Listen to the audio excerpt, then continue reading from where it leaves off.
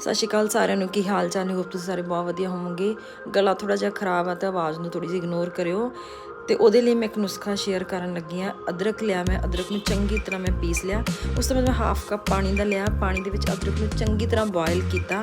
ਜਦੋਂ ਆਪਣਾ ਪਾਣੀ 3-4 ਚਮਚ ਰਹਿ ਗਿਆ ਉਦੋਂ ਤੱਕ ਆਪਾਂ ਇਹਨੂੰ ਬੋਇਲ ਕਰਨਾ। ਉਸ ਤੋਂ ਬਾਅਦ ਮੈਂ ਚੰਗੀ ਤਰ੍ਹਾਂ ਭੁੰਨ ਲੈਣਾ।